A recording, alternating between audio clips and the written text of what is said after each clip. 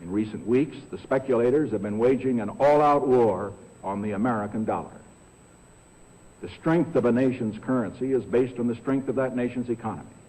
And the American economy is by far the strongest in the world. En 1944 nace el Tratado de Bretton Woods como una forma de contestar a la crisis mundial que estaban dejando los conflictos bélicos para ese entonces, en especial entre 1919 y 1939 se vivió la peor parte. Aquí los países comenzaron a imprimir dinero para financiar armamento.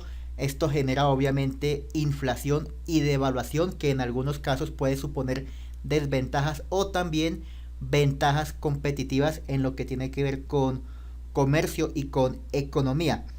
¿Qué se acordó aquí en Bretton Woods? Bueno, fueron más de 44 países los que estuvieron aquí congregados y más de 120 delegados, donde se definió por un lado que Estados Unidos en ese momento tenía la economía más fuerte, más saludable y tenía la mayor cantidad de oro, aproximadamente un 70 o un 80% de la cantidad total.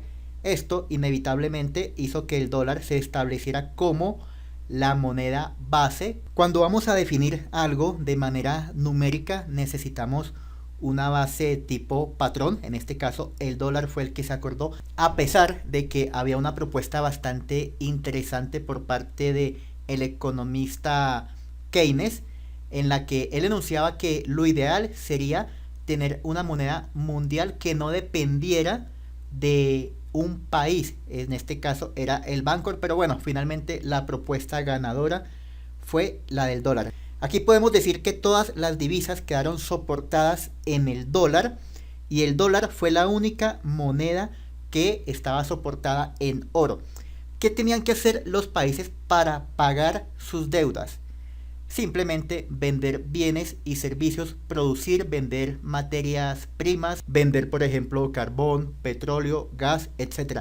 ¿Qué tenía que hacer Estados Unidos cuando quería pagar una deuda? Muy fácil, simplemente imprimía más billetes y listo, todo solucionado.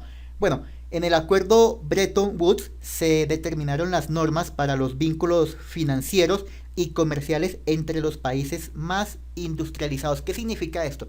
Aquí es donde se acuerda que este país produce esto, este otro país tiene derecho a importar esto, este país solamente se dedica a exportar esto y listo. Fíjate que aquí están sacando ya ventajas los países más grandes frente a los países que pertenecen al tercer mundo. En este punto, la historia se divide en dos mundos. El sector occidental, el sector capitalista que acusa al otro bando de subversivos, guerrilleros, insurgentes, y por el otro lado están los que acusan al sector occidental de capitalistas, explotadores, etc. Y bueno, los que no están ni allí ni acá simplemente son el tercer mundo. Accordingly, I have directed the Secretary of the Treasury to take the action necessary to defend the dollar against the speculators. I have directed Secretary Connally to suspend temporarily the convertibility of the dollar into gold or other reserve assets, except in amounts and conditions determined to be in the interest of monetary stability and in the best interest of the United States. ¿Qué vino más adelante? Bueno, aproximadamente unos 20 años, poco más, poco menos, 20 años después, los países comenzaron a manifestar su inconformidad, su molestia, en especial Francia, porque veían que definitivamente estaban viviendo bajo la sombra de un monopolio, de una sola entidad que era la que ponía todas las leyes, en este caso Estados Unidos, y comenzaron a dudar de que efectivamente ese país tuviera esas cantidades de oro que decían tener. Comenzaron a sospechar que Estados Unidos estaba imprimiendo más dinero del que podría hacerlo según la cantidad almacenada de este metal. Al mismo tiempo, habían otros países que se sometían, o bueno, que estaban de acuerdo con Estados Unidos porque este tenía un poderío militar impresionante, bases en todo el mundo y bueno. Y la situación del conflicto entre Estados Unidos y el sector soviético, digamos que no había terminado del todo, todavía estaba ahí el asunto totalmente vivo, entonces algunos países preferían mantenerse al margen, mantenerse en silencio, como decimos popularmente, tú me cuidas, yo te cuido, o más bien, tú me cuidas y yo me mantengo en silencio, yo no protesto en contra tuya. The effect of this action, in other words, will be to stabilize the dollar. Now, this action will not win us any friends among the international money traders.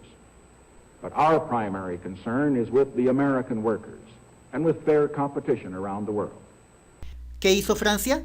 Francia manifestó su intención de comprar nuevamente el oro de Estados Unidos, es decir, entregar o devolver los dólares que tenía a cambio de la cantidad equivalente en oro, y aquí es donde se empieza a caer todo, aquí es donde definitivamente este acuerdo fracasa y en 1971 nace el modelo Fiat, supuestamente buscando una estabilidad y buscando una armonía entre todos los países. Bien, con el acuerdo Bretton Woods, aquí como información adicional, nace la OMC, que es la Organización Mundial del Comercio, nace el Banco Mundial y el Fondo Monetario Internacional, que de esto vamos a hablar más adelante, es precisamente un fondo en el que los países aportan de acuerdo a sus volúmenes comerciales para ayudar a las naciones cuando entran en crisis o bueno, en complicaciones económicas.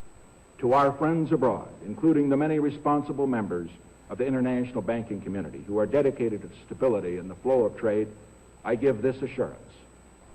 The United States has always been and will continue to be a forward-looking and trustworthy trading partner. Perfecto, muchísimas gracias por haber atendido esta información, espero que te haya aportado valor, si fue así deja un like. En los próximos videos vamos a seguir hablando de las implicaciones que tuvo el fracaso del Bretton Woods, qué pasó después de 1971 con el modelo Fiat, en qué consiste, cuáles han sido sus implicaciones y las consecuencias que esto ha traído. Muchísimas gracias, te invito a que te suscribas activando la campanita de notificaciones y déjame aquí todos tus comentarios.